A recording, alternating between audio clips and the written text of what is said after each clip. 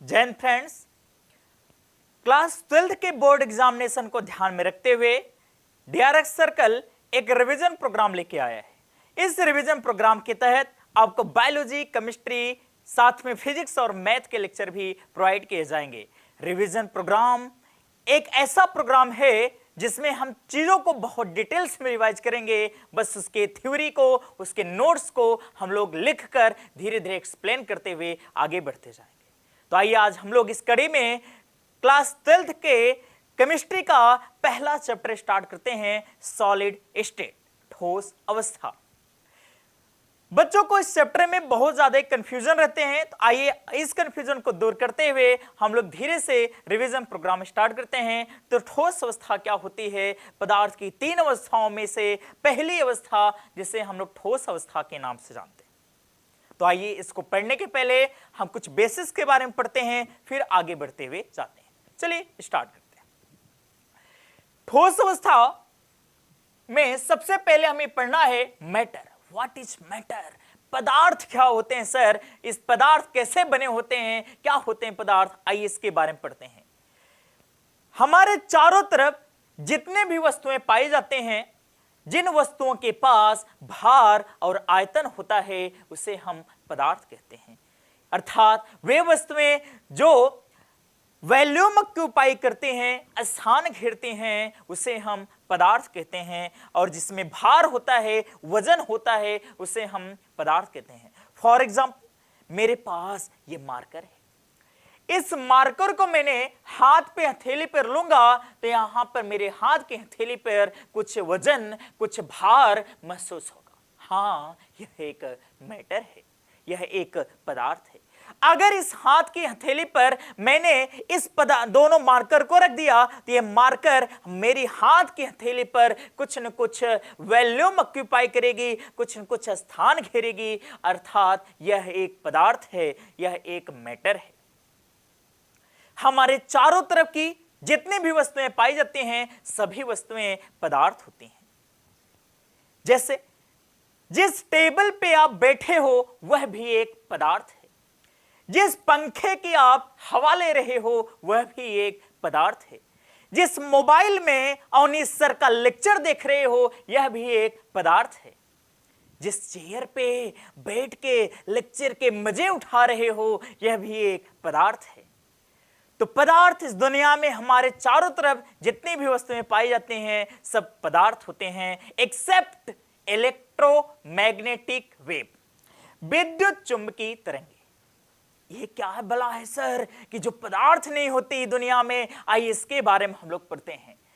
विद्युत चुंबकीय तरंगे, विद्युत चुंबकीय तरंगे में मास नहीं पाया जाता है, भार नहीं पाया जाता है, मासलेस होते हैं, इसलिए ये पदार्थ नहीं होते हैं। ये केवल ऊर्जा, इसमें केवल ऊर्जा पाई जाती है, इसलिए ये पदार्थ नहीं होते हैं। जैसे सूर्य से आने वाली रोशनी, क्या सूर्य से आने वाली रोशनी में वेट महसूस होता है? नहीं, उसमें वेट महसूस नहीं होता। अर्थात यह पदार्थ नहीं है। अगर सूर्य के प्रकाश में वेट होता तो जैसे सूर्य की किरणें हमारे शरीर के ऊपर पड़ती हमें भार महसूस होने लगता, और अगर भार अधिक हो जाता हम लोग वहीं पर चपटे हो जाते। तो सूर्य का प्रकाश कोई भी पदार्थ नहीं है। इसी के साथ अल्ट्रावायलेट रे, ये भी कोई पदार्थ नहीं होते हैं। साथ ही साथ अलाव जलाकर जिस हीट को, जिस उष्मा को हम लोग ग्रहण करते हैं वह भी कोई पदार्थ नहीं होता। क्या आपने कभी सुना है कि मैं अलाव ताप रहा था और मुझे 4 किलो की हीट मेरे शरीर में आ गई? क्या ऐसा है? ऐसा नहीं। इसके अलावा लव एंड अफेक्शन, जिसके पीछे पूरी दुनिया भाग रही है, वो भी एक पदार्थ नहीं होता है।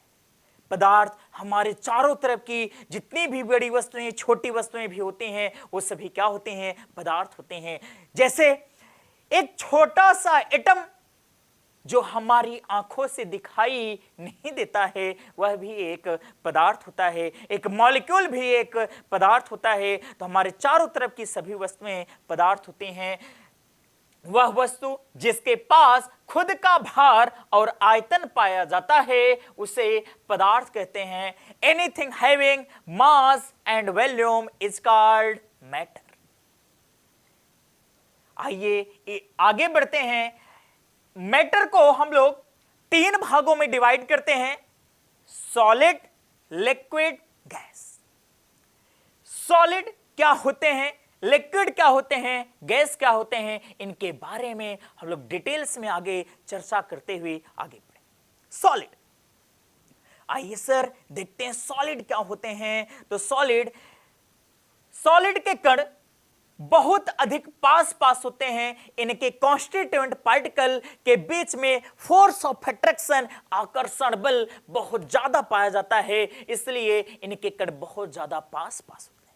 सर आपने अभी कॉन्स्टिट्यूएंट पार्टिकल, अवयवी कणों का नाम लिया, आखिर सर ये क्या है? तो आइए समझते हैं, हमारा कुप्चा खाली है, आइए कुप्चे में समझते हैं कॉन्स्टिट्यूएंट पार्टिकल क्या होता है। कॉन्स्टिट्यूएंट पार्टिकल, इसे मैं शॉर्ट में प्यार से सीपी कहता हूं।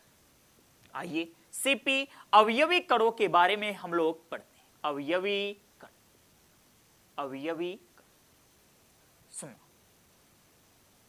मैं इसको एग्जाम्पल देखते हुए आपके जहन में घुसा दूंगा। आइए समझते हैं। फॉर एग्जाम्पल मेरे पास एक लोहे का टुकड़ा है। इस लोहे के टुकड़े को अगर मैं माइक्रोस्कोप लगाकर देखूंगा तो इस लोहे के टुकड़े में क्या दिखाई देगा बच्चों? इस लोहे के टुकड़े में आयरन के छोटे छोटे एटम दिखाई देंगे। अर्थात ये जो लोहे का टुकड़ा है सर, ये लोहे का टुकड़ा आपका छोटे छोटे आयरन के एटम से मिलकर बना हुआ है। अर्थात सर ये एटम से मिलकर बना हुआ है, तो भैया इसका कॉन्स्टिट्यूएंट पार्टिकल क्या हुआ? एटम हुआ। सुनना, अब डेफिनेशन सुनना। कोई पदार्थ जिन छोटे छोटे इकाई कणों से मिलकर बने होते हैं उसे हम कॉन्स्टिट्यूएंट पार्टिकल कहते हैं। फॉर एग्जाम्पल जैसे घर को बनाने के लिए हमें छोटे छोटे ब्रिक्स की आवश्यकता होती है और वह ब्रिक्स इकाई का काम करते हैं जो आपस में जुड़कर दीवार, रूम, उसके बाद बिल्डिंग्स का निर्माण कर देते हैं। अर्थात सर ये जो घर बनते हैं उसका कॉन्स्टिट्यूएंट पार्टिकल क्या हुआ? ईंट हुआ। उसी प्रकार यहां पर इस लोहे के टुकड़े का कॉन्स्टिट्यूएंट पार्टिकल एटम होता है। दूसरा, हमारे पास मान लो एक बर्फ का टुकड़ा है। बर्फ का टुकड़ा है। बर्फ के टुकड़े को जब मैं माइक्रोस्कोप लगा के देखता हूं तो यहां पर H2O के कण दिखाई देते हैं जो आपस में जुड़े रहते हैं। अर्थात सर ये आपका बर्फ का टुकड़ा H2O के मॉलिक्यूल से मिलकर बना है। किससे? मॉलिक्यूल, अणु से मिलकर बना होता है। सर दो चीजें तो हो गई, हमें पता हो गया कॉन्स्टिट्यूएंट पार्टिकल या तो एटम हो सकता है या तो मॉलिक्यूल हो सकता है। बच्चों यहां तक नहीं, आगे भी हमारे पास एक और कॉन्स्टिट्यूएंट पार्टिकल है जिसे हम आयंस कहते हैं। जैसे हमारे पास एक नमक का टुकड़ा हो गया और नमक का आप लोग सूत्र जानते हो, NaCl। NaCl में 2 प्रकार के आयन पाए जाते हैं। जैसे इसे पानी में घोलते हैं उससे पुचुक से एक Na+ निकल जाएगा और एक Cl- निकल जाएगा। Na+ यानी इसके ऊपर सर धनावेश और Cl- यानी इसके ऊपर ऋणावेश पाया जाता है। NaCl में धनावेश, ऋणावेश आपके आयंस होते हैं। इसका मतलब सर नमक जो होता है आयन से मिलकर बने होते हैं। तो सर इस प्रकार कॉन्स्टिट्यूएंट पार्टिकल मेरे बच्चों 3 प्रकार के होते हैं। सॉलिड, कॉन्स्टिट्यूएंट पार्टिकल 3 प्रकार के होते हैं, एटम, मॉलिक्यूल और आयंस। इस दुनिया में 3 चीज हमेशा कॉन्स्टिट्यूएंट पार्टिकल के रूप में कार्य करते हैं। याद रखना, एटम परमाणु, मॉलिक्यूल अणु और आयंस, ये तीनों कॉन्स्टिट्यूएंट पार्टिकल का काम करते हैं, जिसे मैं शॉर्ट में बार बार सीपी के नाम से बताऊंगा। सुनना, सॉलिड के कॉन्स्टिट्यूएंट पार्टिकल बहुत अधिक पास पास होते हैं क्योंकि इनके बीच फोर्स ऑफ अट्रैक्शन, आकर्षण बल बहुत अधिक पाया जाता है, जिसके कारण ये प्यार से चिपक कर बैठे होते हैं। इसका मतलब सर ये बहुत अधिक पास पास होते हैं, इसलिए इनको दबाया नहीं जा सकता है, इनके शेप को चेंज नहीं किया जा सकता है, इसलिए इसका आकार और आयतन निश्चित होता है। इनके कणों के बीच में इतना ज्यादा आकर्षण बल पाया जाता है कि बहुत अधिक पास पास होते हैं, अपने स्थान को छोड़कर कहीं पर जा नहीं सकते हैं, केवल अपने स्थान पे यह कंपन करते हैं, ऑसिलेट करते हैं ऐसे ऐसे, और कहीं पर छोड़कर जा नहीं सकते। फॉर एग्जाम्पल, आप लोग कभी मेले में गए हो, अगर मेले में भीड़ बहुत ज्यादा हो तो क्या उस भीड़ में हम लोग भाग सकते हैं? नहीं, क्योंकि लोग हमारे बहुत ज्यादा आसपास रहते हैं, इसलिए हम भीड़ में भाग नहीं सकते हैं, केवल उस स्थान पे हिल डुल सकते हैं, भाग नहीं सकते। तो सॉलिड के कण भी उसी प्रकार अपने स्थान पर भाग नहीं सकते, केवल अपने स्थान पर रखकर कंपन करते हैं। बोलते हैं सर इसका एक एग्जांपल बताओ। आप जाना, एक पाइप लेना लोहे की, उस पाइप के ऊपर क्या करना कि किसी पत्थर से किसी हथौड़े से वार करना। जैसे आप वार करोगे वैसे ही आपकी लोहे की पाइप कंपन करने लगती है, वाइब्रेट करने लगती है। इसका मतलब उनके कण वाइब्रेट करेंगे तो एक कण दूसरे कण को वाइब्रेट कराएगा, दूसरा तीसरे को, तीसरा चौथे का, इस प्रकार हजारों कण वाइब्रेट करने लगेंगे और पूरा पाइप हिलने लगती है। सॉलिड के कण बहुत अधिक पास पास होते हैं, इसलिए उनके बीच उनको दबाया नहीं जा सकता है, इसलिए क्या होते हैं बच्चों? कठोर होते हैं। क्या होते हैं? कठोर होते हैं। इनको दबाया नहीं जाता है, इनकम्प्रेसिबल होते हैं। अगर बताओ यार, कोई बहुत अधिक पास पास बैठा हुआ है तो उसका घनत्व हमेशा अधिक होता है। इसका मतलब ठोस का घनत्व अधिक होता है, क्योंकि बहुत अधिक पास पास बैठे होते हैं इनके कण। इसके बाद कॉन्स्टिट्यूएंट पार्टिकल अपने स्थान पर फिक्स होते हैं, यह केवल कंपन कर सकते हैं, कहीं अपने स्थान को छोड़कर जा नहीं सकते हैं। या लास्ट पॉइंट को मैंने पहले से अंडरलाइन किया है, गोले में किया है, आइए इसको देखते हैं। थर्मल एनर्जी, ठोस के कणों की थर्मल एनर्जी हमेशा बहुत कम होती है, जिसके कारण इनके कण अपने स्थान से कहीं पर जा नहीं सकते हैं, क्योंकि आपको पता होगा जिसकी थर्मल एनर्जी कम उसकी काइनेटिक एनर्जी भी कम। जैसे बच्चों, अगर मान लो कोई पर्सन है, उसके पास एनर्जी ही नहीं है, तो क्या वो बिस्तर से उठ पाएगा? नहीं, वो बिस्तर से नहीं उठ पाएगा। इसका मतलब अगर थर्मल एनर्जी उसमें ऊर्जा कम, तो काइनेटिक एनर्जी गतिज ऊर्जा भी क्या होती है? कम होती है। अर्थात बच्चों, ये एक स्थान पे अपने स्थान पड़े रहेंगे, केवल ये क्या करते हैं? कंपन करते हैं, कहीं पर जा नहीं सकते। फॉर एग्जाम्पल, मैं अगर स्टेट ऑफ मैटर का एग्जाम्पल लेता हूं तो आइए देखते हैं। जैसे हमारे पास हो गया बर्फ, हमारे पास हो गया पानी। बोलोगे सर पानी क्या है? पानी। तीसरा गैस, जैसे हमारे पास वाष्प आ जाता है। लकली बेटा, ये जो बर्फ, पानी, वाष्प होते हैं, इनका सूत्र होता है H2O।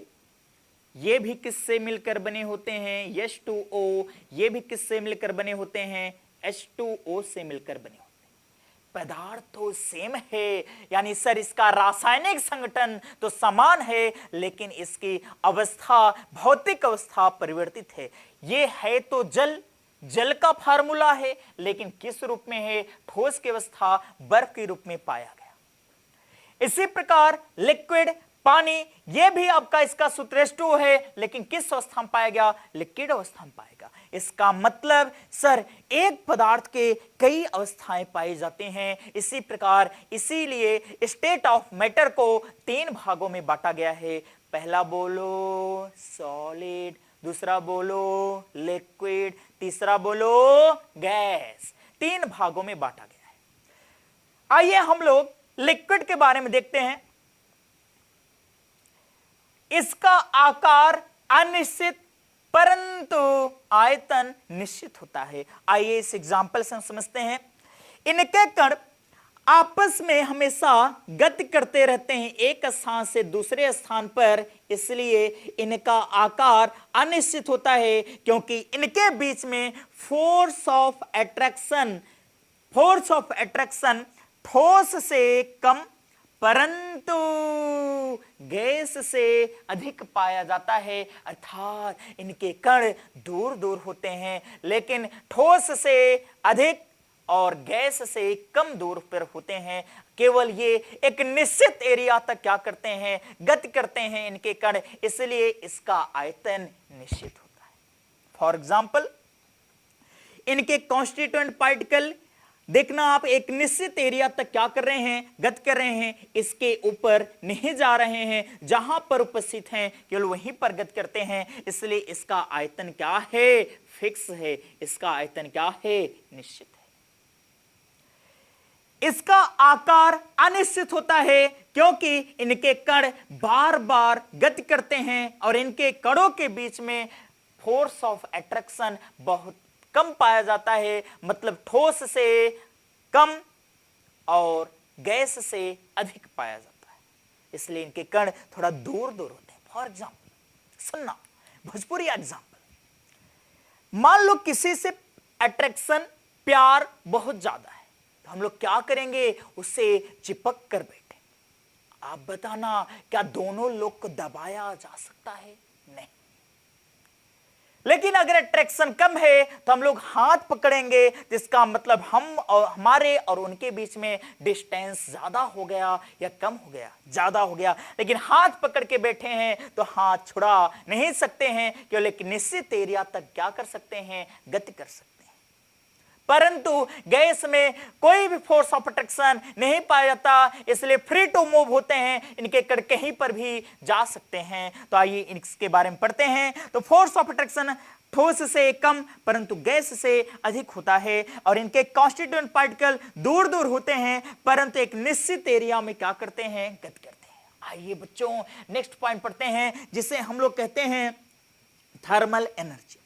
Thermal energy and kinetic energy in between solid and gas। इसका मतलब कि इनके कणों की जो थर्मल एनर्जी, उसमें ऊर्जा होती है ठोस से अधिक परंतु गैस से कम होती है। बेटा आइए इस पॉइंट को समझते हैं। क्यों? अगर इनकी थर्मल एनर्जी ज्यादा तो इनकी काइनेटिक एनर्जी भी ज्यादा। अगर काइनेटिक एनर्जी ज्यादा तो क्या अपने स्थान पे पड़े रहेंगे? नहीं, अपने स्थान को छोड़कर कहीं न कहीं क्या करेंगे, गति करेंगे। इसका मतलब ये अपने स्थान को छोड़कर गति करते हैं, इनके बीच में दूरियां पाई जाती हैं, इसलिए इनका आकार अनिश्चित परंतु आयतन निश्चित होता है। अगला पॉइंट हमारा गैस के लिए। गैस के कणों के बीच में कोई भी आकर्षण बल नहीं पाया जाता है। हालांकि हम लोग गैस में पढ़ते हैं कि आइडियल और नॉन आइडियल, तो उसमें कुछ में आकर्षण बल बताते हैं, कुछ में आकर्षण बल नहीं पाया जाता। तो यहां पर हम लोग मान के चलेंगे कि यहां पे गैस के कणों पे कोई भी आकर्षण बल नहीं पाएगा। अब बताओ यार, अगर गैस के कणों के बीच में कोई आकर्षण बल नहीं पाया गया तब क्या होगा? ये कण कभी एक दूसरे से दूर दूर हो जाते हैं, एक दूसरे से कभी मिलने नहीं आते हैं, इसलिए इसका आकार अनिश्चित और आयतन भी अनिश्चित होता है।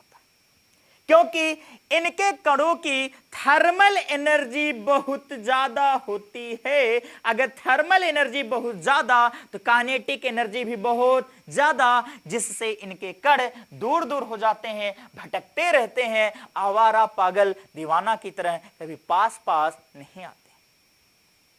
तो द्रव के कणों की थर्मल एनर्जी सबसे ज्यादा होती है और थर्मल एनर्जी का पॉइंट हम लोग देखते हैं क्या होता है। सुनना बेटा, जैसे मान लो एक लोग बेड पे सोए हुए हैं और बेड पे सोए हुए हैं, इनकी थर्मल एनर्जी, इनके पास कोई 7-8 दिन खाए हुए नहीं, तो इनकी एनर्जी कम या ज्यादा? कम। तो क्या उठकर चल सकेंगे? नहीं। इसका मतलब इनकी थर्मल एनर्जी क्या है? कम है।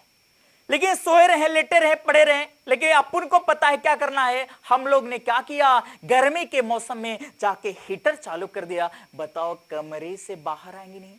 क्यों? क्योंकि हीटर चालू करने से थर्मल एनर्जी बढ़ गई और थर्मल एनर्जी बढ़ने से उनकी काइनेटिक एनर्जी भी बढ़ जाती है, जिससे वे अपने स्थान को छोड़कर दूसरे स्थान पर चले जाते हैं। क्या बहुत दूर जाएंगे? नहीं। अब मैंने क्या किया, तीसरा, गैस के लिए सुनना, बहुत ही बेहतरीन टॉपिक। मैंने क्या किया, तुरंत ले लिया माचिस और पेट्रोल और उनकी कमरे में आग लगा दी। बताओ छोड़कर भागेंगे या रुकेंगे? तुरंत ही भागेंगे। जहां पर कुन्ना कुप्चा मिला वहीं से भागते हुए चले जाएंगे। इसका मतलब इनके कड़ों के बीच में थर्मल एनर्जी बहुत ज्यादा, इसलिए काइनेटिक एनर्जी भी बहुत ज्यादा होती है और जिसके कारण इनका आकार और आयतन निश्चित नहीं होता है। आइए बेटा, एक बहुत ही बेहतरीन टॉपिक है जिसे मैंने लास्ट में लिखा है, आइए इसे देखते हैं। गैस के लिए बहुत ही बेहतरीन है।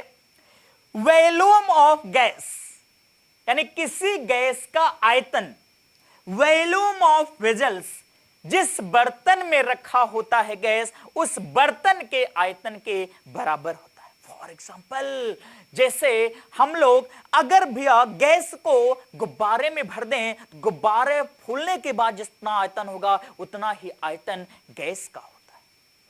आपको पता होगा लिक्विड को जिस बर्तन में डाला जाता है वह उसी का आकार ग्रहण कर लेता है। जैसे मान लो दूध नापने वाला दूधिया जैसे दूध लेकर आता है, आप लोटा में ले लो, किसका आकार होगा बेटा? लोटा का।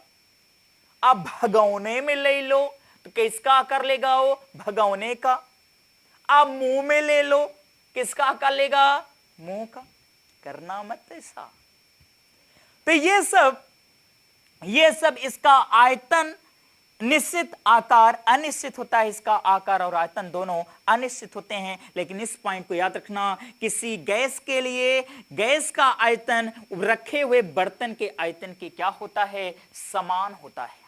चलो आइए इसके ऊपर हम लोग सॉलिड लिक्विड गैस पढ़ लिए, तो सॉलिड लिक्विड गैस पढ़ लिए हैं, तो आइए इसके ऊपर हम लोग कुछ क्वेश्चन करते हैं। ध्यान सुनना, एक क्वेश्चन बहुत ही कॉमनली पूछा जाता है, क्या?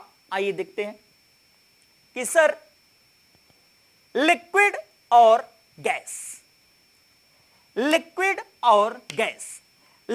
और गैस को फ्लूइड, तरल पदार्थ क्यों कहते हैं? सीबीएसई बोर्ड में एक बार क्वेश्चन आया था कि लिक्विड और गैस को हम लोग फ्लूइड क्यों कहते हैं, तरल पदार्थ क्यों कहते हैं?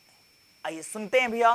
तरल पदार्थ, फ्लूइड, ऐसा पदार्थ जिसमें बहने की प्रवृत्ति पाई जाती है, उसे हम फ्लूइड कहते हैं। That's all. मतलब ऐसा पदार्थ जिसको रखने पर वह बह जाता है, उसे हम पदार्थ कहते हैं। पानी को ले लो, लोटे से गिराते रहो, पानी एक स्थान पर रुका रहेगा, भागेगा, फैल जाएगा। गैस को ले लो, फॉग यहां पे मारते हो और ये उड़कर पूरे कमरे में चला जाएगा। तो इसका मतलब ये क्या है? इसमें बहने की प्रवृत्ति पाई जाती है, इसलिए यह क्या होता है? फ्लूइड होता है। यानी आपका लिक्विड और गैस को हम लोग फ्लूइड के नाम से जानते हैं, तरल पदार्थ के नाम से जानते हैं। इस बात को याद रखना माय डियर फ्रेंड्स एंड बच्चों, आप लोग रिवाइज करते जाइएगा। अभी ये तो बहुत बेसिक लेक्चर है, तो आगे नेक्स्ट लेक्चर आपको मिलेगा, लेक्चर नंबर 2, जिसमें हम सॉलिड स्टेट के चैप्टर को आगे बढ़ाएंगे कि सॉलिड कितने प्रकार के होते हैं, क्रिस्टलाइन सॉलिड, एमरफस सॉलिड। आराम से पढ़ते रहिएगा भोजपुरिया स्टाइल में। जय हिंद।